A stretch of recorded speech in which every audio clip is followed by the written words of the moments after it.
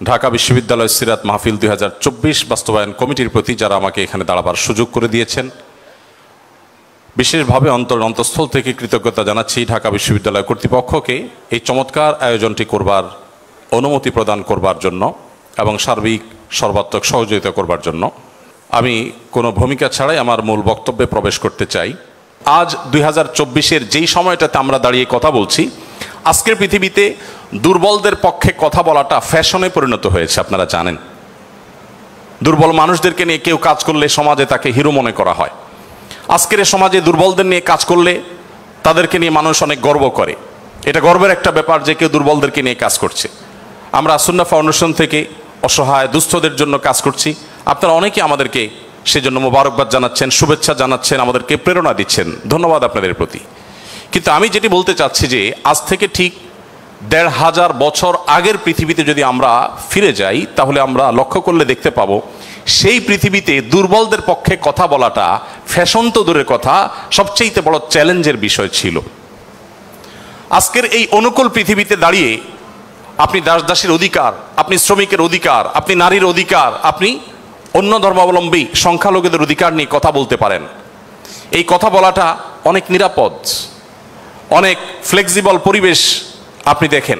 কিন্তু মুহাম্মদ সাল্লাল্লাহু আলাইহি সাল্লাম যখন দুর্বলদের পক্ষে কথা বলেছেন, তখন পৃথিবীতে দুর্বলদের পক্ষে কথা বলাটা সহজ কাজ ছিল না। এটা লাইফ রিস্কের ব্যাপার ছিল, কিন্তু সে কাজটা তিনি করেছেন। সম্মানিত উপস্থিতি, প্রিয় নবী সাল্লাল্লাহু আলাইহি সাল্লাম তিনি দুর্বলদের পক্ষে যে কথা বলেছেন, সেটা আজ আমরা অনেকে যে দুর্বলদের পক্ষে কথা বলি নানা পার্থিব উদ্দেশ্যে, তার সেই দুর্বলদের পক্ষাবলম্বনটা পার্থিব কোনো উদ্দেশ্যে ছিল না। আমরা অনেকে আজ দুর্বলদের পক্ষে কথা বলি কোনো সংস্থার কোনো প্রজেক্ট পাওয়ার জন্য। আমরা অনেকে দুর্বলদের পক্ষে কথা বলি কোনো প্রজেক্ট পেয়েছি সেই টাকা হালাল করবার জন্য। আমরা অনেকে দুর্বলদের পক্ষে কথা বলি সোশ্যাল মিডিয়াতে প্রচুর লাইক কমেন্ট পাওয়া যাবে সেজন্য। আমরা অনেকে দুর্বলদের পক্ষে কথা বলি এর পেছনে আমাদের পার্থিব কোনো স্বার্থ আছে সেই কারণে। মুহাম্মদ সাল্লাল্লাহু আলাইহি সাল্লাম সেই ব্যক্তি ছিলেন যিনি দুর্বলদের পক্ষে কথা বলেছেন প্রচণ্ড প্রতিকূল পরিবেশে। তার সেই কথার বিপরীতে তাকে থ্যাঙ্কস বলার মতো পৃথিবীতে কোনো মানুষ ছিল না তখন। মুহাম্মদ সাল্লাল্লাহু আলাইহি সাল্লাম দুর্বলদের পক্ষে কি বলেছেন এটা নিয়ে ঘন্টাকে ঘন্টা কথা বললেও, কি করেছেন তাদের জন্য ঘন্টাকে ঘন্টা আলোচনা করলেও শেষ হবে না। কিন্তু সময় খুবই সংক্ষিপ্ত, আমি এই জন্য মোটা দাগে মূল কথাগুলোতে চলে যেতে চাই। সর্বপ্রথম যেটি বলতে চাই, প্রিয় নবী সাল্লাল্লাহু আলাইহি সাল্লামের আবু দাউদ, তিরমিজি এবং নাসাই বর্ণিত এক হাদিস থেকে আমরা জানতে পারি, তিনি বলেছেন, তোমরা তোমাদের যে সমস্ত দুর্বল মানুষেরা আছে সেই সমস্ত দুর্বল মানুষদের ব্যাপারে আমার কাছে তালাশ করবে, খোঁজ খবর নিবে, তাদের জন্য কোনো কিছুর প্রয়োজন হলে আমাকে বলবে। কেন? কারণ তোমরা জানো যে তোমাদের আল্লাহ তাআলার তরফ থেকে যে রিজিক প্রাপ্ত হও, ফাইন্নামা তুরজাকুন ওয়া তুনসারুনা বিদুআফাইকুম, তোমাদের যারা দুর্বল আছেন সে দুর্বল এবং অসহায় মানুষগুলোর উসিলায় তাদের কারণে আল্লাহ তাআলা তোমাদেরকে যুদ্ধ বিগ্রহে শত্রুর বিপক্ষে জয় দিয়ে থাকেন, সেগুলো তাদের কারণে দেন। আবার একইভাবে তোমাদের যে রিজিক আল্লাহ তাআলা দিয়ে থাকেন, এই রিজিকটা তোমাদের মধ্যে থাকা যে দুর্বল মানুষগুলো আছে তাদের কারণে আল্লাহ তাআলা দিয়ে থাকেন। সম্মানিত উপস্থিতি, এই হাদিসের মাধ্যমে নবী সাল্লাল্লাহু আলাইহি সাল্লাম বোঝাতে চেয়েছেন তার আশেপাশে দুর্বল মানুষেরাই বেশি থাকে। আপনারা জানেন বেলাল, আম্মার, সোহেব, আরও যে সমস্ত সাহাবী ছিলেন, সালমান ফারসি রাদিয়াল্লাহু তাআলা আনহু সহ, এই সমস্ত অসহায় মানুষগুলো একাধারে বহিরাগত, বাহির থেকে আসা। আরবের মানুষরা বাহিরের মানুষদেরকে মানুষ মনে করতে কুণ্ঠাবোধ করে অনেকে, বা বেশিরভাগ। সেই সময়ের বাস্তবতা ছিল অনেকটা সেরকম। নবী করিম সাল্লাল্লাহু আলাইহি সাল্লাম সেই পরিস্থিতিতে বাহির থেকে আসা সালমান ফারসি শুধু তার পরামর্শে গোটা মদিনার চতুর্পাশে পরীক্ষা খনন করা সেই কষ্টসাধ্য কাজ শুরু করে দিয়েছিলেন। তিনি বেলাল রাদিয়াল্লাহু তাআলা আনহুর মতো একজন নিগ্রো, ইথিওপিয়ান এবং বাহির থেকে আসা কৃতদাস ছিলেন, সেই মানুষটিকে নবী সাল্লাল্লাহু আলাইহি সাল্লাম মুয়াজ্জিন বানিয়েছেন। আজ আমাদের সমাজে মুয়াজ্জিন মানে খুব সাদামাঠা একটা পদ, তখন মুয়াজ্জিন ছিলেন নবী করিম সাল্লাল্লাহু আলাইহি সাল্লামের পর সবচেয়ে মসজিদের মধ্যে থাকা সম্মানজনক পদ। নবী করিম সাল্লাল্লাহু আলাইহি সাল্লাম এভাবে দুর্বল সাহাবীদেরকে যে আগলে রাখতেন, দুর্বল সাহাবীদের মধ্যে তিনি থাকতেন এমনভাবে যে আজ নেতারা যদি অন্যদের সাথে চলে, নেতা কে এটা পরিচয় দেওয়ার প্রয়োজন হয় না। কোনো পাওয়ারফুল ব্যক্তি, কোনো নেতা, তিনি যদি তার অনুসারীদেরকে সাথে নিয়ে অনুসারীদের বেষ্টিত হয়ে হাঁটেন, তো তাকে চেনার জন্য কারো জিজ্ঞেস করতে হবে না। আমাদের প্রিয় নবী সাল্লাল্লাহু আলাইহি সাল্লাম তিনি যখন সাহাবীদের মধ্যে বসা থাকতেন, তখন বাহির থেকে আসা মানুষরা জিজ্ঞেস করতে হতো মানফিকুম মুহাম্মদ, তোমাদের মধ্যে মুহাম্মদ লোকটা কে? আপনি চিন্তা করুন, তার বসার মোড়টা এমন ছিল যে অন্য 10 জন সাধারণ সাহাবীর মধ্যে তিনি নিজেকে মিশিয়ে ফেলতেন। তার মধ্যে কোনো অহংকার ছিল না, এমনভাবে দুর্বলদের সাথে নিজেকে মিশিয়ে ফেলতেন যে বাহির থেকে আসা মানুষ তার অ্যাটিটিউড দেখে, তার বডি ল্যাঙ্গুয়েজ দেখে চেনার কোনো উপায় ছিল না যে মোহাম্মদ নেতা লোকটি কে সাল্লাল্লাহু আলাইহি ওয়াসাল্লাম। সম্মানিত উপস্থিতি, ঠিক একইভাবে আমরা জানি নবী করিম সাল্লাল্লাহু আলাইহি ওয়াসাল্লাম কারা জান্নাতবাসী, জান্নাতি লোকদের মার্কা কি, সেটা বলতে গিয়ে বলেছেন যে আল্লাহ আখবিরুকুম বিআহলিল জান্নাহ, তোমাদেরকে কি আমি বলে দিব না যে তোমাদের মধ্যে বিচরণকারী মানুষদের মধ্যে কারা কারা জান্নাতি, জান্নাতি হিসাবে তোমরা কাদেরকে সুধারণা করতে পারো, তাদের আলামত কি, যে আলামত দেখে তুমি অনুমান করবে, আন্দাজ করবে লোকটা জান্নাতি। নবী করিম সাল্লাল্লাহু আলাইহি ওয়াসাল্লামের পর নিজে জবাব দিয়ে বলেছেন কুল্লু দাঈফিন মুতাদাঈফ, যে সমস্ত মানুষগুলো দুর্বল, বিনয়ী, নিরীহ, এই মানুষগুলো জান্নাতি। অর্থাৎ যদি তাদের ঈমান অন্য সব বিষয়গুলো ঠিকঠাক থাকে, পাশাপাশি তিনি যদি নিরীহ গোছের হন, বিনয়ী হন, বিনম্র হন, তিনি যদি খুব বেশি অহংকারী, অনেক বেশি রূঢ় স্বভাবের না হন, তাহলে এই মানুষগুলো জান্নাতি হওয়ার এটি একটি বড় লক্ষণ। এখানে নবী করিম সাল্লাল্লাহু আলাইহি ওয়াসাল্লাম দুর্বলতাকে জান্নাতি হওয়ার, নবী সাল্লাল্লাহু আলাইহি ওয়াসাল্লাম দুর্বলতাকে বা বিনয়কে জান্নাতি হওয়ার লক্ষণ হিসাবে উল্লেখ করেছেন। এখান থেকে বোঝা যায় দুর্বলদের অবস্থান তার কাছে কেমন ছিল। আমরা নবী সাল্লাল্লাহু আলাইহি ওয়াসাল্লামের যে দুর্বলদের প্রতি তার যে ভালোবাসা, তার যে তাদের অধিকার আদায়ের প্রচেষ্টা, তাদেরকে সমাজে তাদের যথাযথ অধিকার ফিরিয়ে দেওয়ার প্রচেষ্টা, সে সম্পর্কে যদি আমরা কয়েকটা উপমা দিতে চাই, আমরা একজন করে বলতে চাই। নারীদের ব্যাপারে বলতে চাই, ইতিমধ্যে ওবায়দুল্লাহ হামজা সাহেব আলোচনা করেছেন নারীদের সম্পর্কে, কিছু কথা হয়তো রিপিট হবে, তারপর আমি সংক্ষেপে শুধুমাত্র টাচ করে যাই। আপনারা জানেন নবী সাল্লাল্লাহু আলাইহি ওয়াসাল্লাম যে সমাজে এসেছেন, সেই সমাজে নারী হিসেবে জন্মগ্রহণ করাটা এটা একটা অপরাধ ছিল। জীবন্ত কন্যাকে নিজের বাবা নিজে হাতে পুঁতে ফেলতো শুধুমাত্র কন্যা হওয়ার কারণে। আল্লাহ কোরআনে বলেছেন ওয়া ইযা বুশিরা আহাদুহুম বিল উনসা যাল্লা ওয়াজহুহু মুসওয়াদ্দান ওয়া হুয়া কাযীম, কারোর কন্যা সন্তান হয়েছে এই সংবাদটা তাকে দেয়া হলে তার মুখটা কালো হয়ে যেত। এরকম ভয়ঙ্কর এক বাস্তবতার মধ্যে নবী সাল্লাল্লাহু আলাইহি ওয়াসাল্লাম এসেছেন। আমি আবারও বলছি, আজকের সমাজে নারী অধিকার নিয়ে কথা বলা এটা অনেক সহজ। নারী অধিকার নিয়ে কথা বলা মানুষগুলোর জন্মেরও বহু বছর আগে নবী সাল্লাল্লাহু আলাইহি ওয়াসাল্লাম শুধু নারী অধিকার নিয়ে কথা বলেন নাই, জীবন্ত কবরস্থ করা হতো যেখানে কন্যা সন্তানকে, সেই জায়গা থেকে তুলে নারীকে সবচেয়ে সম্মানের সর্বোচ্চ আসনে বসিয়ে তারপর তিনি দুনিয়া থেকে গেছেন। নবী সাল্লাল্লাহু আলাইহি ওয়াসাল্লাম নারীদের জন্য কি করেছেন? কোরআনে আল্লাহ তাআলা বলেছেন ওয়াশিরুহুন্না বিল মারুফ, হে পুরুষেরা তোমরা তোমাদের স্ত্রীদের সাথে যথাযথভাবে সুন্দরতম উপায়ে তাদের সাথে বসবাস করো, তোমাদের জীবনাতিপাত করো, সংসার করো ভালোভাবে, খারাপভাবে তাদের সাথে তোমরা সংসার করবে না, সতর্ক করেছেন। কোরআনে কারিমে একটি সূরা আছে, আপনারা জানেন, সূরার নাম হলো সূরাতুন নিসা, অর্থাৎ নারীগণের সূরা। কোরআনে কিন্তু পুরুষগণের সূরা নামে কোনো সূরা নেই, সূরাতুর রিজাল নামে কোনো সূরা নেই, কিন্তু সূরাতুন নিসা নামে সূরা আছে, এবং সেটা ছোটখাটো 2-4-5 আয়াতের সূরা না, কোরআনের সবচেয়ে বড় সূরাগুলোর একটি। এবং কোরআনে শুধুমাত্র নারীদের বিধিবিধান বর্ণনা করবার জন্য সূরা তাহরিম, সূরা তালাক, অনেকগুলো সূরা আল্লাহ তাআলা নাজিল করেছেন স্পেশাল নারীদের বিধিবিধান বর্ণনা করবার জন্য। পুরুষদের জন্য আলাদা কোনো স্পেশাল বিধিবিধান, তাদের অধিকার, তাদের করণীয়, তাদের বিষয়গুলোকে আলোকপাত করবার জন্য কোনো আলাদা স্পেশাল কোনো সূরা নেই। আপনারা জানেন কোরআনে আল্লাহ রাব্বুল আলামিন নারীদের সম্পর্কে যত আলোচনা করেছেন, শুধু সেগুলোই ঘন্টায় ঘন্টা আলোচনা করলে শেষ করা যাবে না। প্রিয় নবী সাল্লাল্লাহু আলাইহি ওয়াসাল্লাম তার, আপনারা জানেন, একাধিক স্ত্রী ছিলেন। একাধিক স্ত্রী থাকলে দাম্পত্য জীবনে টুকটাক মনোমালিন্য হয়, তার ক্ষেত্রেও হয়েছে। তিনি কখনো কোনো নারীর গায়ে আঘাত করেননি, কোনো নারীকে কখনো প্রহার করেননি, তার জীবনে একটি বারের জন্য সে ঘটনা ঘটেনি। আপনারা অনেকে হয়তো শুনে থাকবেন, উহুদের যুদ্ধে প্রিয় নবী সাল্লাল্লাহু আলাইহি ওয়াসাল্লামের তরবারি একজন সাহাবীকে দেয়া হয়েছে। তিনি দূর থেকে লক্ষ্য করলেন একজন নারী খুব বিভৎস একটি দৃশ্যের অবতারণা করেছেন, তার নাম ছিল হিন্দা, আপনারা জানেন। তিনি নবী করিম সাল্লাল্লাহু আলাইহি ওয়াসাল্লামের প্রিয় চাচার লাশ কেটে কলিজা বের করে চাবাচ্ছেন। এরকম নির্মম এবং পাশবিক অত্যন্ত ভয়ঙ্কর একটি চিত্র ওই সাহাবী দেখতে পেয়ে নবী সাল্লাল্লাহু আলাইহি ওয়াসাল্লামের তরবারি তার হাতে, তিনি দৌড়ে দূর থেকে আবসা আবসা দেখছেন, কাছাকাছি গেলেন। কাছাকাছি গিয়ে দেখতে পেলেন, দূর থেকে তিনি বুঝতে পারেন না যে ইনি ভদ্রলোক না ভদ্র মহিলা। খুব কাছে এসে দেখলেন যে তিনি একজন নারী। তিনি তখন বলেছেন পরবর্তীতে যে আমি তরবারিটা তুলেছিলাম যে তার শিরকে আমি তার ধড় থেকে, দেহ থেকে আলাদা করে দিব, কিন্তু তৎক্ষণাৎ আমার মনে হলো এই তরবারিটা তো সেই মানুষটার যে মানুষ কোনোদিন কোনো নারীর গায়ে আঘাত করেন নাই। আমি যত কঠিন দৃশ্যই দেখি না কেন, আমি নবী সাল্লাল্লাহু আলাইহি সাল্লামের তরবারি দিয়ে কোনো নারীকে আঘাত করতে পারি না। তিনি সেই অবস্থাতে এরকম ভয়ঙ্কর একটি দৃশ্য দেখার পরও নবী করিম সাল্লাল্লাহু আলাইহি সাল্লামের জীবন চরিত্রের মধ্যে তিনি নারীদেরকে যেভাবে সম্মান দিতেন, মর্যাদা দিতেন, শুধুমাত্র সেই বিষয়টিকে স্মরণ করে তরবারিকে খাপে ঢুকিয়ে তিনি সেখান থেকে ফিরে এলেন। প্রিয় নবী সাল্লাল্লাহু আলাইহি ওয়াসাল্লাম তিনি যুদ্ধের ময়দানে কয়েক শ্রেণী মানুষকে কোনোভাবেই যেন হত্যা না করা হয় তার জন্য আগে থেকে বলে রেখেছেন, এবং যুদ্ধের আগে যোদ্ধাদেরকে, মুজাহিদদেরকে বলে রাখতেন, খবরদার রণাঙ্গনে শত্রুপক্ষের অন্য সব মানুষকে আঘাত করলো, নারীদেরকে আঘাত করবে না।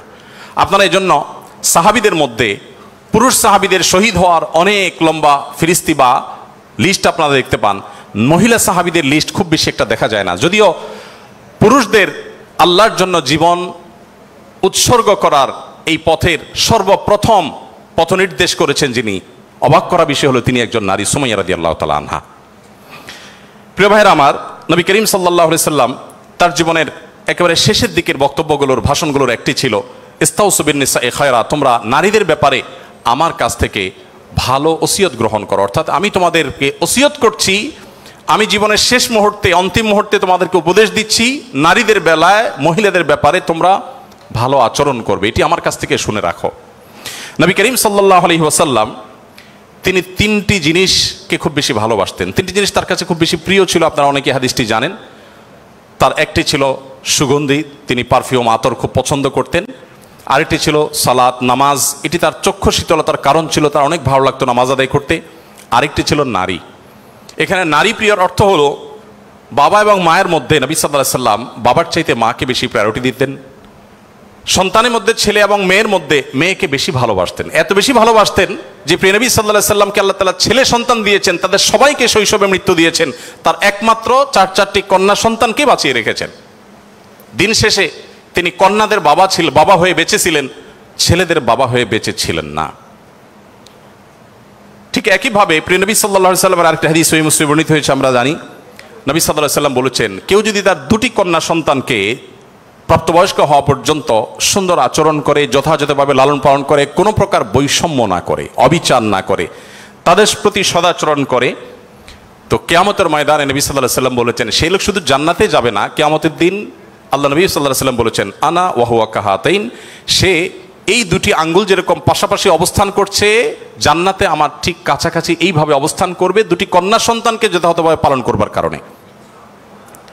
আমি জানি না আপনারা নিশ্চয় অনেকে অনেক হাদিস পড়ে থাকবেন, আপনারা এমন কোন হাদিস পেয়েছেন কিনা যে 1 ডজন ছেলে সন্তান লালন পালন করলে এইরকম কোন ফজিলত এর কথা কোথাও বলা হয়েছে? আপনারা দেখেছেন এরকম কোন হাদিস? আমি অন্তত পাই নাই যে 1 ডজন ছেলে লালন পালন করেছে কোনো মা বাবা, তার বিনিময়ে তাদেরকে নবী সাল্লাল্লাহু আলাইহি সাল্লাম বলেছে যে 12টা যেহেতু করেছে, 2টা মেয়ের বিপরীতে 12টা ছেলে করেছে, একটা পুরস্কার হোক না, এরকম কোনো পুরস্কারের কথা আমার জানা নেই। এরপরে যখন এক শ্রেণী মানুষ বলে যে ইসলাম নারীদেরকে ঠকিয়েছে, তখন তাদের ব্যাপারে কি বলা যায় সেটা আপনারা ঠিক করবেন। সম্মানিত উপস্থিতি, নবী করিম সাল্লাল্লাহু আলাইহি ওয়াসাল্লাম বলেছেন, কোনো বাবা, কোনো অভিভাবক, কোনো প্যারেন্টস, কোনো মা যদি কোনো কন্যার কারণে কন্যা দায়গ্রস্ত হয়ে পড়েন, সমাজের মানুষের কুসংস্কারের কারণে যদি তার মুখটা ছোট হয়ে যায়, কোনো কারণে তিনি যদি কোণঠা সময় পরিস্থিতির মধ্যে পড়ে যান, এরপরও তিনি যদি সেই মেয়েদেরকে লালন পালন করার ক্ষেত্রে কোনো কার্পণ্য না করেন, সমাজের বিরুদ্ধে দাঁড়িয়ে বুক টান টান করে যদি তার কন্যাদেরকে তিনি ভালোবাসা দেন, সদাচরণ করেন, তাদের অধিকার যথাযথভাবে দিয়ে দেন, দুঃখিত, তাহলে সেক্ষেত্রে নবী সাল্লাল্লাহু আলাইহি ওয়াসাল্লাম বলেছেন এই কন্যাদের প্রতি সদাচরণ করবার কারণে জাহান্নাম থেকে মুক্তির কারণ হবে কিয়ামতের ময়দানে ওই ব্যক্তির জন্য। এটি নবী সাল্লাল্লাহু আলাইহি ওয়াসাল্লামের আরো বহু হাদিস আছে, আমি আর সেদিকে যাব না, শুধুমাত্র একটি হাদিস বলে শেষ করব। সেটা হলো, আপনারা জানেন নবী করিম সাল্লাল্লাহু আলাইহি সাল্লামকে জিজ্ঞাসা করা হলো, ইয়া রাসূলুল্লাহ মান আহাক্কুন নাসি বিহুসনি সুহবাতি, আমার সবচেয়ে ভালো আচরণ পাওয়ার অধিকারটা কার?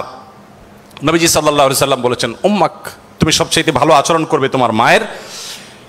এরপর জিজ্ঞাসা করা হলো, হে আল্লাহর রাসূল তারপর? আপনারা জানেন হাদিসটি খুবই প্রসিদ্ধ হাদিস, তিনি বলেছেন তারপর তোমার মায়ের। জিজ্ঞাসা করা হলো তারপর, এরপরে বললেন তারপরও তোমার মায়ের। এরপর সাহাবী যখন জিজ্ঞাসা করলেন ইয়া রাসূলুল্লাহ তারপর, এরপর বললেন তোমার বাবার।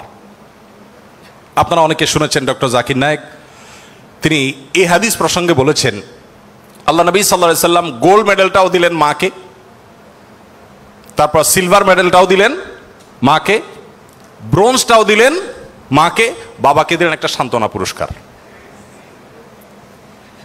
এরপরে যদি কেউ বলে যে ইসলাম নারীদেরকে ঠকিয়েছে, যে যুক্তিতে বলে সেটা আপনারাও জানেন আমিও জানি।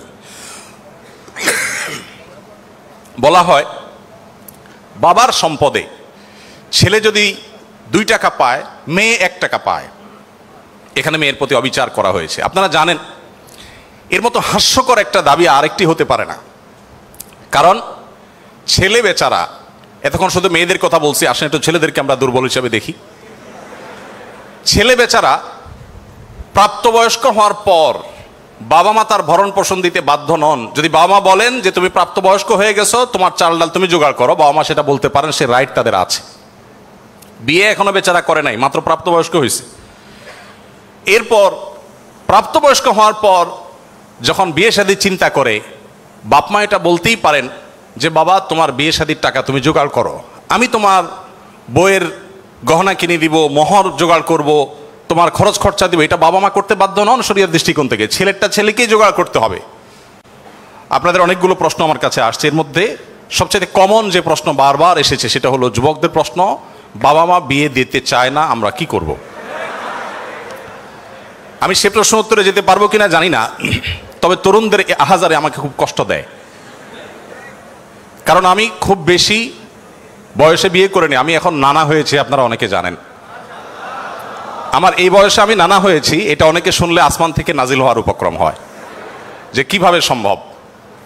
তো আমি বলি, আমি আমার সংসার জীবন গোছানো শেষ, আমি এবং আমার মিসেস সহ বাকি জীবন আরামের সাথে দেশ বিদেশ যদি ঘুরেও বেড়াই, আল্লাহ বিল্লাহ করে বাকি জীবন কাটিয়ে দিই, আমার কোনো টেনশন নাই, কারণ আমার সংসারের সব সেট আপ করা শেষ। সে সমস্ত মানুষদেরকে দেখে আমার করুণা হয়, মায়া হয়, যারা আর্লি ম্যারেজকে দোষণীয় মনে করে তারা অনেক বেশি দেরি করে তথাকথিত নিজের পায়ে দাঁড়ানোর কথা বলে 30-35 পার হওয়ার পর বিবাহ শাদী করেন। এই মানুষগুলো তাদের ছেলে মেয়ে হইতে হইতে, প্রথম তো আবার ছেলে মেয়ে নেওয়া যাবে না, একটা লম্বা সময় এনজয় করতে হবে, 40-এর পর হয়ে যায় ছেলে মেয়ে হতে হতে। এরপর এই ছেলে পড়ালেখা করে গ্রাজুয়েশন করতে করতে 55-60 ছুঁই হয়ে যায়, ততক্ষণে সংসারের ঘানি টানতে থাকে। আল্লাহ না করুন ছেলেটা যদি অমানুষ হয়, এই বেচারা বৃদ্ধ বয়সে আর যাওয়ার কোনো উপায় নাই। আবার সন্তান তো 1 বা 2টা বেশি নেওয়া যাবে না, তাহলে তার দুঃখের কোনো শেষ আছে? আর আমার সব কিছু কমপ্লিট। এখন ছেলে মেয়ে যদি বেশি বেতাল হয়, বেলাইন হয়, সোজা কানটা মলে দিয়ে দরজা দেখা দিতে কোনো অসুবিধা নাই। কারণ আমার 2nd, 3rd, 4th অপশন আছে, অনেকগুলো সন্তান আছে। আর দ্বিতীয়ত আমার বয়সে এখনো অনেকখানি বাকি আছে। যাই হোক, আমি সেদিকে যাচ্ছি না। আমি যেটা বলছিলাম সেটা হলো ছেলেদের, এই বেচারাদের যে অসহায়ত্ব, এটার কথা কেউ বলে না। দেখেন, আমিও নারীদের ওয়াজি করে গেলাম, ছেলেদের অসহায়ত্বের কথা একটু বলি। এই বেচারারা যতদিন বাবার সংসারে থাকবে, তোমার ঘানি তুমি টানো, বাবা মা বাধ্য না। মেয়েকে কিন্তু এটা বাবা বা মা বলতে পারেন না। এরপর যখন বিয়ে হবে, বিয়ের সময় ওই যে ছেলেরা চিরকুট নিয়ে আসে, হুজুর একটু বলে দেন আমার আব্বা এখানে আছে। আমি পল্টনে একটা হোটেলের উদ্বোধনী দিনে আমার এক বন্ধু মানুষ সেখানে গেছিলাম, এক ছেলে তার বাবাকে ধরে আমার কাছে নিয়ে আসছে, এসে বলছে হুজুর আপনার অনেক ওয়াজ শুনছি, আজকে আমার বাপরে হাতের কাছে পাইছি, আমাকে বিয়ে দেন। আমি বহু বলছি, আজকে আপনি হাতে নাতে বলেন। আমি নিজের লজ্জা লাল হয়ে গেলাম যে ছেলে কি বেহায়ার মতো কথা। যাই হোক, তো এই বেচারারা বিয়ে করতে যাবে, বাপ বলে যে কি করো তুমি, বিয়ে করবে মানে টাকা কামাই করো। মেয়েদের বিয়ের সময় কি বাবা মা এটা বলে তুমি কয় টাকা কামাই করছো তোমার বিয়ে দিব? বলার সুযোগই নাই, রাইটই নাই। এরপরে বিয়েটা যখন হয়ে যায়, এই বেচারা এতদিন নিজের পেট পালা লাগতো, এখন বউয়ের পেট পালো, ছেলে মেয়ের পেট পালো, অর্থাৎ তাদের রিজিকের ব্যবস্থা করো, তাদের উপার্জনের দায় দায়িত্ব তার। নিজের বাবা মা যদি বৃদ্ধ হয়ে যান, অসহায় হয়ে যান, তাদের দায়িত্ব তার। বাপের বাড়ি যাওয়ার সময় বাজারটা তার করতে হয়, শ্বশুর বাড়ি যাওয়ার সময় মিষ্টির প্যাকেটটার টাকাও তাকে দিতে হয়। শতভাগ খরচ ছেলের, শতভাগ খরচ কার? ছেলের।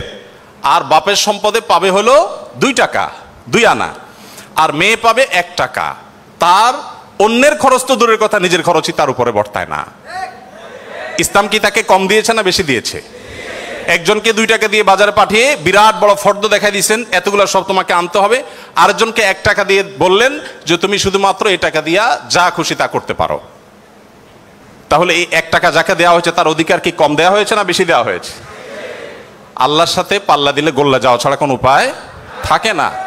যারা নিজের বিবেক দিয়ে আল্লাহ সুবহানাহু ওয়া তাআলার বিচারকে, বিশ্লেষণকে বিচার করতে চায়, তারা আল্লাহর উপরে ওই যে খোদার উপরে খোদাগিরি বলে, যে সে মূর্খতা ছাড়া আর কিছুই করছে না। আমি শ্রদ্ধা রেখে তাদের প্রতি এটা বলতে বাধ্য হলাম।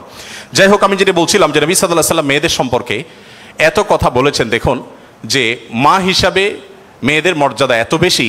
ইমাম মালিক রহমতুল্লাহ আলাইহি একটি চমৎকার কথা বলেছেন। তিনি বলেছেন যে আল আম্বিয়াউ আবুল বানাত। আপনারা অবাক হবেন, যত নবী রাসূল পৃথিবীতে এসেছেন বেশিরভাগ নবী রাসূলদেরকে আল্লাহ তাআলা ছেলে সন্তান না দিয়ে মেয়ে সন্তান দিয়েছেন।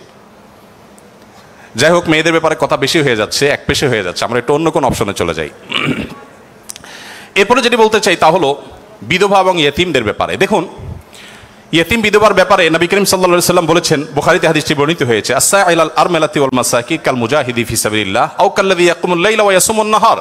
যে ব্যক্তি কোনো বিধবার ব্যয়ভারের দায়িত্ব গ্রহণ করবে, যে ব্যক্তি কোনো ইয়েতিমের লালন পালনের দায়িত্ব গ্রহণ করবে, অভিভাবকত্বের দায়িত্ব গ্রহণ করবে, নবী সাল্লাল্লাহু আলাইহি ওয়াসাল্লাম বলেছেন এই ব্যক্তি আল্লাহর রাস্তায় রণাঙ্গনে জিহাদরত ব্যক্তি আল্লাহর কাছে যে মর্যাদা লাভ করবে, নিজের জায়গায় বসে থেকে অসহায় বিধবার দায়িত্ব, বিধবা ভাতা দিয়ে তার দায়িত্ব গ্রহণ করলে এই ব্যক্তিকে আল্লাহ তাআলা সেই মর্যাদা দান করবেন।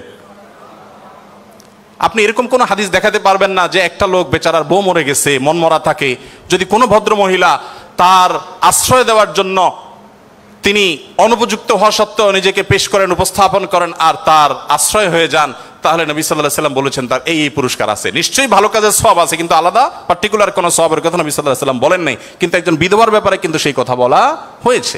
ইয়েতিমের ব্যাপারে নবী সাল্লাল্লাহু আলাইহি ওয়াসাল্লাম বলেছেন, আনা ওয়া কাফিলুল ইয়াতিমি কাহাতাইন। আমি এবং ইয়েতিমের অভিভাবক, যিনি ইয়েতিমের দায়িত্ব নেন, এই দুইজন এই দুটি আঙ্গুলের মতো পাশাপাশি জান্নাতে অবস্থান করবো। আপনারা অনেকে বলতে পারেন যে জান্নাতে এই লোক নবীর কাছে থাকবে, এর আগে শুনলাম দুইটা কন্যা লালন পালন করলে সেও নবী সাল্লাল্লাহু আলাইহি ওয়াসাল্লামের কাছে থাকবে, তো নবী সাল্লাল্লাহু আলাইহি ওয়াসাল্লামের কাছে কতজন থাকবে?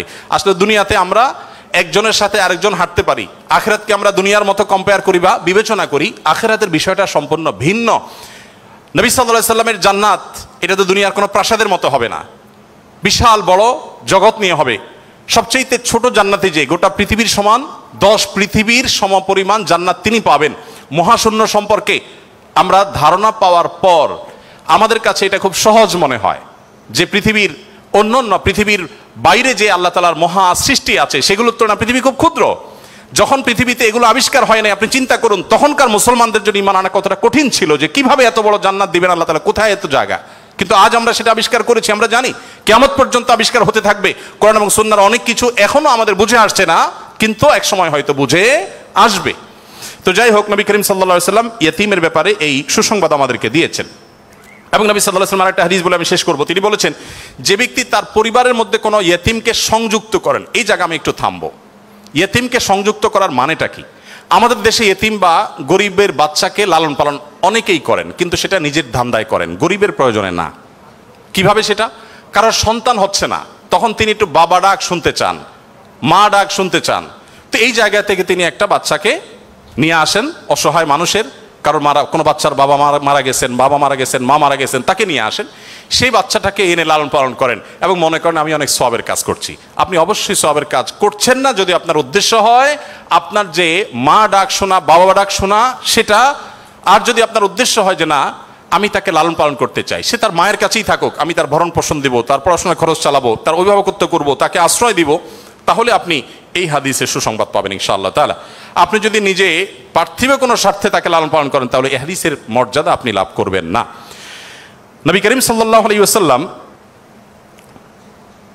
মুসনাদ আহমদে বর্ণিত একটা হাদিসে আসছে, তিনি বলেছেন যে এক ব্যক্তি তার কাছে বলেছে, হে আল্লাহর রাসূল, আমার অন্তরটা অনেক শক্ত, আমি খুব শক্ত হৃদয়ের মানুষ, আমার মনটা নরম হয় না, আপনি আমাকে কোনো একটা পরামর্শ দিন। নবী সাল্লাল্লাহু আলাইহি ওয়াসাল্লাম বলেছেন, তুমি ইয়েতিমের মাথায় হাত বুলাবে, তোমার মন নরম হবে, এবং সেই সাথে অসহায়দের তুমি খাদ্য দান করবে, আহার দিবে। এই দুটি কাজ যদি তুমি করো তাহলে তোমার অন্তরের কাঠিন্য দূর হয়ে যাবে। আমাদের অনেকের মধ্যে এই অভিযোগ আছে, আমরা এই আমলগুলো করতে পারি। নবী সাল্লাল্লাহু আলাইহি ওয়াসাল্লাম দুর্বলদের মধ্যে যারা দাসী ছিলেন তাদের জন্য কি করেছেন আপনারা অনেকে জানেন। ইসলামের অনেকগুলো গুরুত্বপূর্ণ বিধিবিধান আছে, এর মধ্যে থেকে একটা হলো দাসী মুক্ত করার বিধান। যদি কোনো পুরুষ, কোনো স্বামী যদি তার স্ত্রীকে মায়ের সাথে তুলনা করেন, মায়ের সাথে তুলনা করার একটা পর্যায়ে আছে যেটাকে ইসলামী ফিকহের পরিভাষায় জিহার বলা হয়। রাগের বশে এরকম অনেকে করে থাকেন যে আমার মা যেরকম হারাম তুমি এরকম হারাম, তালাকের মতোই অনেকটা। এই টাইপের কথা যদি কেউ বলেন, তার প্রায়শ্চিত্ত হলো তাকে একটি দাস মুক্ত করতে হবে। কেউ যদি ইচ্ছাকৃতভাবে রোজা ভঙ্গ করেন, তাহলে তার প্রায়শ্চিত্ত হলো তাকে একটি দাস মুক্ত করতে হবে। কেউ যদি শপথ করে শপথ রক্ষা না করেন, ভঙ্গ করেন, তাহলে তাকে দাস মুক্ত করতে হবে। কেউ যদি কোনো মানুষকে হত্যা করেন, ভুলে হত্যা করেন, তার প্রায়শ্চিত্তগুলোর মধ্যে থেকে একটা হলো তাকে দাস মুক্ত করতে হবে। এভাবে ইসলাম অনেকগুলো ভুলের প্রায়শ্চিত্ত হিসাবে অন্য কোনো অপশনের চাইতে দাস মুক্তিকে প্রায়োরিটি দিয়েছে, গুরুত্ব দিয়েছে। নবী সাল্লাল্লাহু আলাইহি ওয়াসাল্লাম বারবার বলেছেন, কারণ তিনি চাইতেন মানুষ দাস না থাকুক, মানুষ মুক্ত হয়ে যাক। নবী সাল্লাল্লাহু আলাইহি ওয়াসাল্লাম আজকের পৃথিবীর মতো ফ্যাক্টরি রেভলিউশনের পর মানুষের মুক্তির জন্য বা দাস প্রথার বিরুদ্ধে তিনি কথা বলেছেন এমন না। আমি আগেই বলেছি, আজ পৃথিবীতে বহু দুর্বলদের পক্ষে কথা বলা মানুষ পাবেন, তার সবগুলোই বেশিরভাগই দেখবেন স্বার্থের কারণে। আমরা নিজেরাও দুর্বলদের সহযোগিতা করি। এই যে বন্যা গেল, অনেকেই বন্যার সময় ত্রাণ নিয়ে গেছেন জাস্ট একটা ছবির জন্য। অনেকে ত্রাণ নিয়ে গেছেন, কষ্ট করেছেন, শুধু তার একটা লাইভ দরকার, কিছু লাইক দরকার, কিছু কমেন্ট দরকার, কিছু বাহবা দরকার। তো নবী সাল্লাল্লাহু আলাইহি সাল্লাম দাস দাসীদের মুক্তির জন্য কথা বলেছেন সেই সমাজে যখন দাস দাসী ছিল। আজকের যুগে বিএমডব্লিউর মালিক হলে যেরকম গর্বের, দাস দাসী থাকা সেরকম গর্বের। এরকম মূল্যবান অ্যাসেট কোনো বিনিময় ছাড়া মুক্ত করে দেওয়ার জন্য নবী সাল্লাল্লাহু আলাইহি সাল্লাম উৎসাহিত করতেন। শুধু তাই নয়, আপনারা জানেন যে নবী করিম সাল্লাল্লাহু আলাইহি সাল্লাম বলেছেন, কোনো দাসকে যদি কেউ মুক্ত করে, তাহলে ওই দাসের প্রতিটি অঙ্গকে মুক্ত করার বিনিময়ে যে ব্যক্তি এই কাজটি করলেন, আল্লাহ তাআলা ওই ব্যক্তিকে তার ওই অঙ্গকে জাহান্নাম থেকে মুক্তির পরওয়ানা দান করবেন। নবী সাল্লাল্লাহু আলাইহি ওয়াসাল্লাম আরেকটি হাদিস আছে, তিনি বলেছেন জীবনের শেষ কথা। নবী সাল্লাল্লাহু আলাইহি ওয়াসাল্লামের জীবনের শেষ কথা কি আমরা জানি, অনেকে জানি, আসসালাতু আসসালাত ওয়া মা মালাকাত আইমানুকুম। অর্থাৎ নবী করিম সাল্লাল্লাহু আলাইহি ওয়াসাল্লামের জীবনের শেষ কথা ছিল, তোমরা নামাজের ব্যাপারে দায়িত্বশীল থাকবে, নামাজের ব্যাপারে দায়িত্বশীল থাকবে এবং তোমাদের দাস দাসীদের ব্যাপারে দায়িত্বশীল আচরণ করবে। এটা ছিল তার জীবনের শেষ কথা। একটা মানুষের কাছে দাস দাসীদের অধিকার কত গুরুত্বপূর্ণ হলে, অধীনস্থ মানুষগুলোর অধিকার কত গুরুত্বপূর্ণ হলে জীবনের শেষ কথা এটা বলে চলে যান যে তোমরা তাদের ব্যাপারে খবরদার সদাচরণ করবে, তাদের প্রতি কোনো জুলুম অবিচার করবে না। আপনারা অনেকে আবু মাসউদ আনসারী রাদিয়াল্লাহু তাআলা আনহুর নাম শুনেছেন। আবু মাসউদ আনসারী রাদিয়াল্লাহু তাআলা আনহু তার একজন দাসকে প্রহার করছিলেন, অধীনস্থকে, কাজের লোককে প্রহার করছিলেন। নবী সাল্লাল্লাহু আলাইহি ওয়াসাল্লাম পেছন থেকে বললেন, ইয়া আবু মাসউদ, সাবধান, শুনে রাখো আবু মাসউদ, লাল্লাহু আকদারু আলাইকা মিনকা আলাইহি, তুমি এই দাসের প্রতি যতটা পাওয়ার রাখো, হোল্ড করো, আল্লাহ তাআলা তোমার উপর তার চেয়ে বেশি পাওয়ার হোল্ড করেন, মাইন্ড ইট। এই কথা শোনার পর আবু মাসউদ আনসারী রাদিয়াল্লাহু তাআলা আনহু সেই দাসকে মুক্ত করলেন। বলে, ইয়া রাসূলুল্লাহ, আমি তাকে মুক্ত করে দিলেন। তখন নবী সাল্লাল্লাহু আলাইহি ওয়াসাল্লাম বলেছেন, যদি তুমি আজ তাকে মুক্ত না করতে, জাহান্নাম তোমাকে স্পর্শ করতো। আব্দুল্লাহ ইবনে ওমর রাদিয়াল্লাহু তাআলা আনহু বলেছেন, আমি নবী করিম সাল্লাল্লাহু আলাইহি ওয়াসাল্লামকে বলতে শুনেছি, যে ব্যক্তি কোনো দাসের প্রতি জুলুম করবে, তাকে অন্যায়ভাবে প্রহার করবে, তার কাজের লোককে, অধীনস্থ লোককে, তার প্রায়শ্চিত্ত হলো সেই অধীনস্থ লোকটাকে সে মুক্ত করে দিতে হবে, দাস মুক্ত করে দিতে হবে, যেটা সহজ কোনো ব্যাপার ছিল না তখন। বুখারীর একটি বিশ্ববিখ্যাত হাদিস, স্বর্ণের অক্ষরে যেটা টানিয়ে রাখা দরকার আমাদের বাসা বাড়িতে। নবী সাল্লাল্লাহু আলাইহি ওয়াসাল্লাম বলেছেন, ইখওয়ানুকুম খাওয়ালুকুম, তোমাদের ভাই ব্রাদার যারা, তারাই তোমাদের অধীনস্থ কাজের মানুষ। এই মানুষগুলো সম্পর্কে নবী সাল্লাল্লাহু আলাইহি ওয়াসাল্লাম বলেছেন, জাআলাহুমুল্লাহু তাহতা আইদিকুম, তাদেরকে আল্লাহ তাআলা তোমাদের অধীনস্থ করে দিয়েছেন। এর মধ্যে ইঙ্গিত রয়েছে আল্লাহ চাইলে তোমাকে তার অধীনে করে দিতে পারতেন। অতএব ফামান কানা আখুহু তাহতা ইয়াদি, যে ব্যক্তির তার ভাই তার অধীনে থাকবে, অর্থাৎ কোনো দাস, কোনো দাসী অথবা যে কোনো কাজের মানুষ, এই হাদিসে দাস দাসী কথা বলা হয়নি, যে কোনো কাজের লোক, অধীনস্থ মানুষ যদি কারোর অধীনে থাকে, ফালইউতইমহু মিম্মা ইয়াকুল, তাহলে সে যা খায় একই কোয়ালিটির খাবার যেন তাকে অফার করে, এবং সে যা পোশাক পরে একই কোয়ালিটির পোশাক যেন তাকে পরায়। একটু থামতে চাই এখানে। আপনি একটু কল্পনা করুন, এমন একজন মানুষের, যিনি অনেক পয়সার মালিক, অনেক বড় পদ হোল্ড করেন, তিনি তার ড্রাইভার তার জন্য যখন পোশাক কিনছিলেন, একই সময় তার নিজের পোশাকও কিনছিলেন। একই পোশাক যেটা তার জন্য কিনেছেন, সেম পোশাক ড্রাইভারের সাইজ অনুযায়ী, একই কোয়ালিটির, একই কালারের, একই জিনিস ড্রাইভারের জন্য কিনেছেন। এই দৃশ্যটা কি কল্পনা করা যায়? আজকের বাস্তবতা এটা কি খুব সহজ বিষয় মনে হয়? আমরা তো অনেকে অধীনস্থ মানুষদের পাশে বসে খাবো এটাকেই দোষী বিষয় মনে করি। আমরা কি নিজেদেরকে সভ্য মানে দাবি করি? আজকের পৃথিবীর মানুষের সভ্যতা যেখানে গিয়ে ঠেকবে, নবী সাল্লাল্লাহু আলাইহি ওয়াসাল্লাম তিনি এবং তার সাহাবা ইকরাম পৃথিবীকে যেই জায়গায় রেখে গেছেন সভ্যতার, সেখানে পর্যন্ত আজকের পৃথিবী সভ্যতার সর্বোচ্চ শিখরে গিয়ে পৌঁছতে পারবে না। নবী করিম সাল্লাল্লাহু আলাইহি ওয়াসাল্লাম তাকে একবার জিজ্ঞাসা করা হলো যে হে আল্লাহ রসুল, আমাদের যে কাজের লোক আছে, খাদেম আছে, এই লোকগুলোর যত ভুল করে কয়বার মাফ করা যায় আপনি একটু বলেন। মানে এটা সীমা আছে তো, কতবার মাফ করা যায়? নবী করিম সাল্লাল্লাহু আলাইহি ওয়াসাল্লাম চুপ থাকলেন। লোকটা আবার একই কথা বললেন, নবী সাল্লাল্লাহু আলাইহি ওয়াসাল্লাম চুপ থাকলেন। তিনি আবার যখন বললেন, নবী করিম সাল্লাল্লাহু আলাইহি ওয়াসাল্লাম বলেছেন দিনে 70 বার মাফ করবা। কতবার? এর মানে হলো তুমি নিজেকে নিয়ন্ত্রণহীন করবে না। এই বিষয়ে অবশ্য ওয়াজ করা অনেক সহজ, আমল করা অনেক কঠিন। আল্লাহ তাআলা আমাদেরকে আমলের তৌফিক দান করুন। এভাবে নবী করিম সাল্লাল্লাহু আলাইহি ওয়াসাল্লাম দুর্বলদের পক্ষে, দুর্বলদের অধিকার আদায়ের জন্য অনেক কথা বলেছেন। সেই সময় যখন দুর্বলদের পক্ষে কথা বলা আজকের মতো ফ্যাশনের বিষয় ছিল না। আজ যারা অধিকারের কথা বলে তাদের জন্মেরও হাজারো বছর আগে প্রিয় নবী সাল্লাল্লাহু আলাইহি ওয়াসাল্লাম এই মানুষগুলোর অধিকার আদায় করে উন্নতির চরম শিখরে রেখে গেছেন। পৃথিবী আবার তাদেরকে অবনমন করেছে। আজ সেজন্য আমাদেরকে কথা বলতে হচ্ছে। সম্মানিত উপস্থিতি, নবী করিম সাল্লাল্লাহু আলাইহি ওয়াসাল্লাম তিনি অন্য ধর্মাবলম্বীদের অধিকার নিয়ে যত কথা বলেছেন, অনেক লম্বা কথা বলতে হবে, আমার হাতে একেবারে সময় নেই। আমি শুধু এটুকু বলবো, আল্লাহ তাআলা কোরআনে কারিমে বলেছেন, লা ইয়ানহাকুমুল্লাহু আনিল্লাযীনা লাম ইউকাতিলুকুম ফিদ-দীন ওয়া লাম ইখরিজুকুম মিন দিয়ারিকুম আন তাবাররুহুম ওয়া তুকসিতু ইলাইহিম ইন্নাল্লাহা ইউহিব্বুল মুহসিনিন। যে সমস্ত অন্য ধর্মাবলম্বীরা তোমাদেরকে তোমাদের দেশ থেকে বের করে দেয়নি, তোমাদের উপর কোনো যুদ্ধ চাপিয়ে দেয়নি, অর্থাৎ শান্তিপূর্ণ সহাবস্থান করছে, তাদের প্রতি সদাচরণ করতে তোমাদের আল্লাহ তোমাদেরকে নিষিদ্ধ করেনি না, বরং আল্লাহ তাআলা সদাচরণকারী, ন্যায়নিষ্ঠ আচরণকারীকে ভালোবাসেন। তার মানে সংখ্যালঘুদের প্রতি, অন্য ধর্মাবলম্বীদের প্রতি কোনো মুসলিম যদি সদাচরণ করে, এই লোক আল্লাহর ভালোবাসা পাবে। বাংলাদেশে মানুষ ধর্মপ্রাণ, এদেশে ওলামা একরাম দায়িত্বশীল। এই জন্য আমি প্রায় বলি, আমাদের আশেপাশে অন্য যে কোনো দেশের সংখ্যালঘুদের চাইতে আমাদের দেশের সংখ্যালঘুরা আলহামদুলিল্লাহ অনেক ভালো আছে। সেজন্য আমরা অনেক হ্যাপি এবং সুখী। আমরা চাই তারা আরো ভালো থাকুক। আমাদের আশেপাশের বিভিন্ন দেশে বহু ধর্মীয় দাঙ্গা হয়েছে, শত শত মানুষ মারা গেছে। বাংলাদেশের আজও পর্যন্ত কখনোই ধর্মীয় দাঙ্গায় শত শত মানুষ তো দূরের কথা, ডজন ডজন মানুষ মারা গেছে, এমন কোনো ঘটনা কখনো শোনা। সংখ্যালঘুদের নির্যাতনের যে সমস্ত বিচ্ছিন্ন ঘটনা ঘটে, এটা আমরাও জানি, আমাদের সংখ্যালঘু ভাই বোনেরাও জানেন। এটা দিন শেষে রাজনৈতিক ফায়দা হাসিলের নীল নকশা ছাড়া আর কিছুই নয়। বাংলাদেশের সবচেয়ে বড় ধর্মীয় শিক্ষা প্রতিষ্ঠান হাটহাজারী মাদ্রাসার ঠিক কোল ঘেঁষে একটা মন্দির, আমি সেই মাদ্রাসার ছাত্র। এত প্রাচীন এই মন্দির এবং মাদ্রাসাও প্রাচীন, শতবর্ষী মাদ্রাসা এবং প্রাচীন মন্দির। কেউ বলতে পারবে না যে মাদ্রাসার হাজার হাজার ছাত্রের কেউ কোনোদিন একটা ঢিল সেই মন্দিরে নিক্ষেপ করেছেন অথবা মন্দির থেকে পাল্টা এরকম কিছু হয়েছে, কেউ বলতে পারবে না। বাংলাদেশের মানুষের সাম্প্রদায়িক সম্প্রীতির যে উদ্যম দৃষ্টান্ত, পৃথিবীর অনেক উন্নত দেশেও সে দৃষ্টান্ত নাই। এটা আমরা কোত্থেকে পেয়েছি? ইসলাম থেকে পেয়েছি। আমাদের সংখ্যালঘু ভাই বোনদের প্রতি সদাচরণ করতে আমাদের ইসলাম বলে, ভালো মুসলিম হওয়ার প্রয়োজনে আমাদের এটা করতে হচ্ছে। অতএব আমরা যত বেশি ভালো মুসলিম হতে পারবো, আমাদের সংখ্যালঘু ভাই বোনরাও তত নিরাপদে থাকবেন।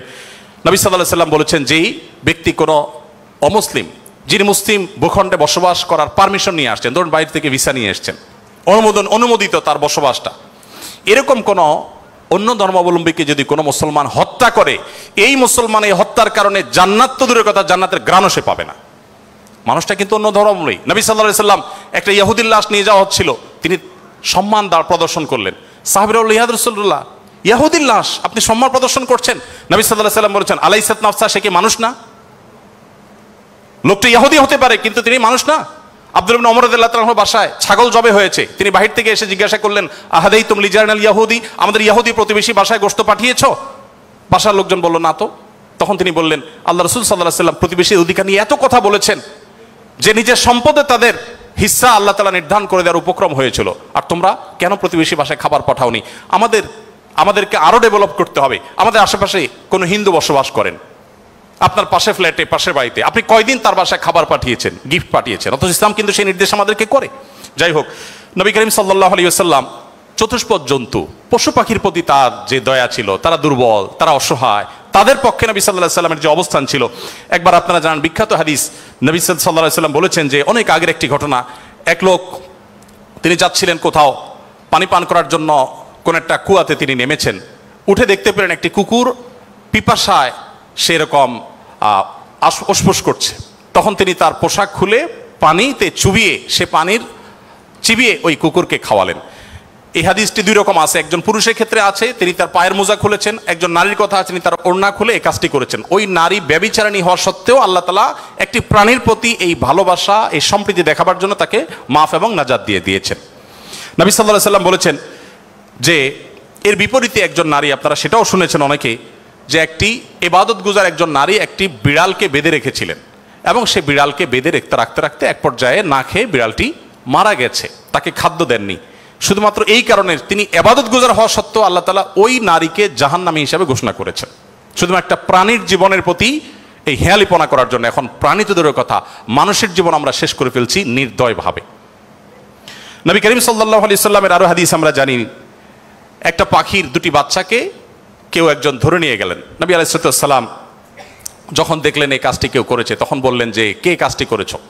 তখন নবী করিম সাল্লাল্লাহু আলাইহি সাল্লাম তাকে ডেকে বললেন, যাও, এই যে পাখি, মা পাখিটা সে ছটপট করছে আমি দেখতে পাচ্ছি, এই বাচ্চাগুলোকে সেখানে রেখে আসো, এটা তোমার জন্য জায়েজ নাই, মা পাখির বাচ্চাগুলোকে তুমি ছিনিয়ে আনবে জাস্ট তোমার বিনোদনের জন্য। তখন নবী করিম সাল্লাল্লাহু আলাইহি সাল্লাম ওই নির্দেশ সাহাবীকে করেছেন এবং ভৎসনা করেছেন এই কাজটি করবার জন্য। এর বিপরীতে আরেকটা ঘটনা আমরা জানি, এর পাশাপাশি আরেকটা ঘটনা আমরা জানি, নবী সাল্লাল্লাহু আলাইহি সাল্লাম এক ব্যক্তিকে দেখলেন তিনি পিপিলিকার উপদ্রব থেকে বাঁচার জন্য আগুন দিয়ে পোড়াচ্ছেন। তিনি বলেছেন, খবরদার, লা ইউআযযিবু বিন-নার ইল্লা রাব্বুন নার, আগুন দিয়ে পুড়িয়ে নির্মমভাবে তুমি এটাকে হত্যা করতে পারো না। যদি হত্যা করতেই হয় তাহলে তুমি এমনি পিষে মেরে ফেলো, অন্য কোনোভাবে মেরে ফেলো, নির্মমভাবে তুমি মারতে পারো না। আমাদের অনেকে দেখবেন যে ওই যে এক ধরনের আঠা পাওয়া যায় ইঁদুর মারার, সে আঠা দিয়ে ইঁদুর মারার চেষ্টা করেন, নির্মমভাবে মৃত্যু, হত্যা করা বা নিধন করা, এটা জায়েজ নাই। সে আপনাকে উপদ্রব করে, আপনি হত্যা করতে পারেন, কিন্তু নির্মমভাবে হত্যা করবার বা হত্যাকে আপনি এনজয় করবেন এই অধিকার আপনাকে ইসলাম দেয়নি। নবী করিম সাল্লাল্লাহু আলাইহি ওয়াসাল্লাম তার সাহাবী আব্দুল ইবনে সাঈদ ইবনে জুবায়ের বলেছেন যে সাহাবী আব্দুল ইবনে ওমর রাদিয়াল্লাহু তাআলা আনহু একবার যাচ্ছিলেন, দেখলেন যে কুরাইশের কিছু যুবক কিছু পাখিকে বেঁধে রেখে তীর নিক্ষেপ করছিলেন হাত সই করার জন্য, এবং ওই পাখিগুলোর যে মালিক তাকে বলেছেন যেটা লাগবে না, মিস হবে, ওই তীরটা তোমার, বিনিময়ে তুমি তীর পেয়ে যাবে, আর লাগলে তো পাখি মারা যাবে। এটা জাস্ট মজা করছিল তারা। দেখেন আল্লাহ নবী সাল্লাল্লাহু আলাইহি ওয়াসাল্লামের সাহাবী আব্দুল ইবনে ওমর যখন এসেছেন, জাস্ট তাকে দেখেছে, দেখার সাথে সাথে দৌড়ে পালিয়ে গেছে তারা, ওই যুবকরা, কারণ জানেন যে নবী সাল্লাল্লাহু আলাইহি ওয়াসাল্লামের সাহাবী কোনো প্রাণীর প্রতি নির্মমতাকে সহ্য করবেন না, চলে গেছে তারা। তখন এবার আব্দুল ইবনে ওমর রাদিয়াল্লাহু তাআলা আনহু বলেছেন, আল্লাহ লানত এবং অভিশাপ নাজিল হয় ওই মানুষগুলোর প্রতি যারা কোনো প্রাণীকে এরকম বিনোদনের জন্য জাস্ট তীর মেরে, গুলি মেরে বিভিন্নভাবে লক্ষ্যবস্তু তাদেরকে বানায়। নবী করিম সাল্লাল্লাহু আলাইহি ওয়াসাল্লামের জীবনের বহু ঘটনা আছে, আমরা বলে শেষ করতে পারবো না, আমি একেবারে শেষের দিকে চলে আসছি। একবার নবী করিম সাল্লাল্লাহু আলাইহি ওয়াসাল্লাম একটি ওট দেখতে পেলেন, খুব ক্ষীণকায়, জীর্ণশীর্ণ, দুর্বল, এবং তার চোখে পানি। নবী সাল্লাল্লাহু আলাইহি ওয়াসাল্লাম তার শরীরের উপরে খুব আলতো করে হাত বুলিয়ে দিলেন। তখন সেই ওটের আচরণ দেখে বর্ণনাকারী সাহাবী বলছেন, মনে হচ্ছিল সে অনেকটা প্রশান্তি অনুভব করেছে। তখন তিনি ওটের মালিককে ডেকে বললেন যে এই ওটকে তুমি কেন ভালো করে খাবার দাবার দাও না, তার ব্যাপারে তুমি আল্লাহকে কেন ভয় করো? নবী সাল্লাল্লাহু আলাইহি ওয়াসাল্লাম তাকে সতর্ক করলেন। ঠিক একইভাবে নবী সাল্লাল্লাহু আলাইহি ওয়াসাল্লাম ঐতিহাসিক একটি হাদিস সহিহ মুসলিম বর্ণিত, যে তিনি বলেছেন, ইন্নাল্লাহা কাতাবাল ইহসানা আলা কুল্লি শাই ফাইদা কাতালতুম ফাহসিনুল কিতলাহ ওয়া ইযা যাবাহতুম ফাহসিনুজ যিবহা।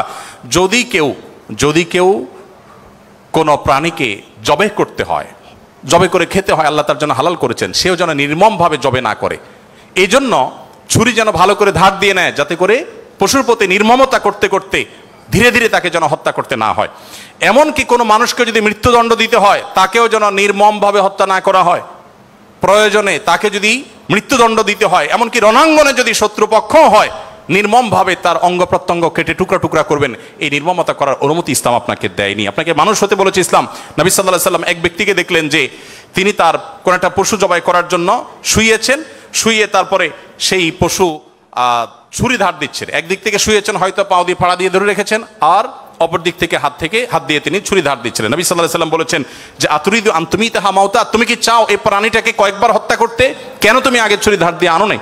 নবী করিম সাল্লাল্লাহু আলাইহি ওয়াসাল্লাম একটি গাধার পাশ দিয়ে যাচ্ছিলেন, দেখতে পেলেন যে গাধাটার উপরে কেউ ছ্যাঁক দিয়েছে, কোনো লোহাটো হাতে দাগ দিয়ে ছ্যাঁক দিয়েছে, ক্ষতবিক্ষত হয়েছে। নবী সাল্লাল্লাহু আলাইহি ওয়াসাল্লাম বলেছেন, লাআনাল্লাহুল্লাযী ওয়াসামা, যে ব্যক্তি এই গাধাটাকে ছ্যাঁক দিয়েছে, আল্লাহর লানত, আল্লাহর রহমত থেকে সে বঞ্চিত হয়ে অভিশাপ তার উপরে নাজিল হবে। নবী করিম সাল্লাল্লাহু আলাইহি ওয়াসাল্লাম এক ব্যক্তিকে দেখলেন যে তিনি বলছেন, হে আল্লাহর রাসূল, আমি যখন ছাগল জবে করি তখন আমি যাতে অপ্রয়োজনীয় কষ্ট দিতে না হয়, নির্মমতা করতে না হয়, সেদিকটা খেয়াল করে। নবী সাল্লাল্লাহু আলাইহি ওয়াসাল্লাম বলেছেন, রাহিমাকুল্লাহ, তুমি যদি ছাগলের প্রতি দয়াপরবশ হও, আল্লাহ তাআলা তোমার প্রতি দয়াপরবশ হবেন। ভাইরা আমার, এমনকি তৃণ লতা গাছপালা এগুলো প্রয়োজন ছাড়া যদি কেউ কাটে, নবী সাল্লাল্লাহু আলাইহি ওয়াসাল্লাম বলেছেন ওই ব্যক্তির মাথায় আল্লাহ তাআলা জাহান্নামের আগুন নিক্ষেপ করেন। প্রয়োজন ছাড়া যদি বৃক্ষ নিধন করে কেউ, আমি তো সারাদিন সারারাত বলি, হয়তো নবী সাল্লাল্লাহু আলাইহি ওয়াসাল্লাম দুর্বলদের অধিকার আদায়ের জন্য কি করেছেন, শুধু কথা বলেননি, কি করেছেন সেগুলো বলে হয়তো শেষ করা যাবে না। আমাদের সময় অনেক আগেই শেষ হয়ে গেছে। আমি শুধুমাত্র শেষের দিকে আসছি এবং বলতে চাই, আজকে যে জায়গায় আমি দাঁড়িয়ে কথা বলছি, এই বিশ্ববিদ্যালয় সহ বহু বিশ্ববিদ্যালয়, বিশেষ করে পাবলিক বিশ্ববিদ্যালয়গুলো, যেগুলো মেধাবীদের, দেশের সবচেয়ে বড় বড় ভালো মেধাবীদের সবচেয়ে বড় বিচরণ ক্ষেত্র, এই জায়গা থেকে আমাদের আনন্দের ওখানে অনেক ইতিহাস যেমন রচিত হয়েছে, দুই একটি দুঃখের এবং বেদনার ঘটনাও এখানে ঘটতো। তার মধ্যে থেকে একটি হলো র্যাগিংয়ের ঘটনা। নতুন একজন শিক্ষার্থী, যেখানে পুরাতন শিক্ষার্থী বা বড় ভাইদের কাছে, সিনিয়রদের কাছে স্নেহ ভালোবাসা পাওয়ার কথা, র্যাগিংয়ের নামে তাকে অপমানিত করা, অপদস্থ করা, তাকে হ্যারাসমেন্ট করা, তাকে অপমান অপদস্থ করে পশুর মতো বুনো আনন্দে মেতে ওঠা, এটা আমাদের দেশের অনেক শিক্ষা প্রতিষ্ঠানের একটি অঘোষিত কালচারে পরিণত হয়েছিল। আমরা আশা করব এই পশুত্ব, এই নির্মমতা, এটা আমাদের দেশে আর কোনো শিক্ষা প্রতিষ্ঠানে কোনো দিন ফিরে আসবে না। আমরা সবাই যদি দায়িত্বশীল হই, আমরা সবাই যদি মানুষ হই, ভালো মুসলমান হতে হলে ভালো মানুষ আমাদেরকে হতে হবে। আমরা যদি ভালো মানুষ হই, তাহলে আমাদের দ্বারা এরকম ঘটনা কখনো ঘটতে পারে না। একজন মানুষের কষ্ট কারোর আনন্দের কারণ হতে পারে না। নবী করিম সাল্লাল্লাহু আলাইহি ওয়াসাল্লাম বলেছেন, যে ব্যক্তি কোনো ছোটদের প্রতি স্নেহ করে না, ভালোবাসে না, সে আমার উম্মত না। ছোট এবং জুনিয়রদের প্রতি যদি স্নেহ মমতা না থাকে, ভালোবাসা না থাকে, সে আর যা হোক নবী করিম সাল্লাল্লাহু আলাইহি ওয়াসাল্লামের উম্মত হিসাবে পরিচিতি পাবে না। অতএব র্যাগিংয়ের এই অপসংস্কৃতিকে ঝেঁটিয়ে শিক্ষা প্রতিষ্ঠানগুলো থেকে বিদায় করতে হবে আপনাদেরকেই। সবাই রাজি আছেন তো ইনশাআল্লাহ? আল্লাহ তাআলা আমাদের সবাইকে সেই তৌফিক দান করুন। সময় উপস্থিতি, আমাদের আসরের সময় হয়ে গেছে অনেক আগেই। আমি খুব সংক্ষেপে শেষ করলাম। আপনাদের প্রশ্ন, অনেকগুলো প্রশ্ন আমার কাছে আছে, কিন্তু প্রশ্ন আমি এখনও টাচই করতে পারলাম না, তো সেজন্য আমি ক্ষমা চেয়ে নিচ্ছি। নামাজের পর আর কোনো সেশন আদৌ থাকবে কিনা আমি জানি না, তবে যেহেতু প্রশ্নগুলো আপনারা দিয়েছেন, আমি কোনো লাইভে সেটার উত্তর দিয়ে যেতে পারি। আর যদি নামাজের পরে সেশন হয়, তাহলে সেখানে আমরা 15-20 মিনিটের প্রশ্নগুলো উত্তর দেওয়ার চেষ্টা করতে পারি। আর একটি আহ্বান আপনাদের প্রতি আমি রাখতে চাই, সেটা হলো, আপনারা অনেকে আমাদের সাথে বিভিন্ন সময় যোগাযোগ করেন যে আস-সুন্নাহ ফাউন্ডেশনের সাথে আপনারা কীভাবে ইনভলভ হবেন। আপনারা অনেকে হয়তো মনে করেন আমরা শিক্ষার্থী মানুষ, আমরা টাকা পয়সা দিতে পারবো না, তাহলে আস-সুন্নাহ ফাউন্ডেশনের সাথে কীভাবে ইনভলভ হবে। আমি আপনাদেরকে বলতে চাই, আস-সুন্নাহ ফাউন্ডেশনের যে ওয়েবসাইট আছে, asunnahfoundation.org, আমাদের এই ওয়েবসাইটে ভলান্টিয়ার রেজিস্ট্রেশন বা ভলান্টিয়ার নিবন্ধন যে ফিচার আছে, সেখানে ক্লিক করে আপনি আপনার তথ্যপত্র দিয়ে যদি সাবমিট করে রাখেন, আমাদের কাছে আপনাদের ডাটা চলে আসবে। আপনারা যেন আনন্দিত হবেন যে আমাদের ফেনী, লক্ষ্মীপুর, নোয়াখালীতে বন্যা দুর্গতদের যে পুনর্বাসনের কার্যক্রম চলছে, সেখানে প্রায় 45টা টিম, 45টা টিম সেখানে কাজ করছে। এই প্রত্যেকটা টিমে কোনো না কোনো পাবলিক বিশ্ববিদ্যালয়ের ছাত্ররাই নেতৃত্ব দিচ্ছেন। তাদের সাথে কোনো ব্যবসায়ীকে, কোনো চাকরিজীবীকে ট্যাগ করা হয়েছে। 3 জন করে এক একটা টিমে থাকে, তারা সেখানে কাজ করছে, তথ্যপত্রগুলো ভেরিফিকেশন করছে। তাদের তথ্যপত্রের ভিত্তিতে আমরা ইনশাআল্লাহ অসহায় এবং দুস্থ মানুষদের ঘরগুলো বানিয়ে দেওয়ার, কৃষকদেরকে নগদ অর্থ সহায়তা দেওয়ার এবং অন্যান্য কার্যক্রম আমরা পরিচালনা করব। তো আপনারা যদি ফাউন্ডেশনের সাথে ইনভলভ হতে চান, আমি আপনাদের সবাইকে উদাত্ত আহ্বান করতে চাই, এমনকি আমাদের বোনদেরকেও বলতে চাই যে আপনারাও আমাদের ফাউন্ডেশনের ভলান্টিয়ার হিসাবে নিবন্ধন করতে পারেন। আমাদের যখন প্রয়োজন হবে, আমরা কোনো সময় আমাদের নিবন্ধিত ভলান্টিয়ারদেরকে প্রায়োরিটি দিয়ে বিভিন্ন কাজের ক্ষেত্রে আমরা তাদেরকে ইনভলভ করে থাকি। আমরা আশা করি যে আমাদের কল্যাণমূলক কাজে আপনারাও সাথী হবেন, সঙ্গী হবেন। আজকের এই আয়োজন, এত সুন্দর একটি আয়োজন করবার জন্য কর্তৃপক্ষকে আমি ধন্যবাদ জানাই, এবং বিশেষভাবে ধন্যবাদ জানাই আমাকে এখানে এসে কিছু কথা বলবার সুযোগ দেওয়ার জন্য। আমার কথার মধ্যে যদি সঠিক কিছু বলে থাকি আল্লাহর তরফ থেকে, ভুল কিছু বলে থাকলে সেটি আমার তরফ থেকে, শয়তানের তরফ থেকে। আল্লাহ তাআলা আমাদের সবাইকে নবী করিম সাল্লাল্লাহু আলাইহি ওয়াসাল্লামের রঙে রঙিন হওয়ার তৌফিক দান করুন, তার আদর্শবান হওয়ার তৌফিক দান করুন। জাযাকুমুল্লাহ খাইরা। আসসালামু আলাইকুম ওয়া রাহমাতুল্লাহি ওয়া বারাকাতুহু।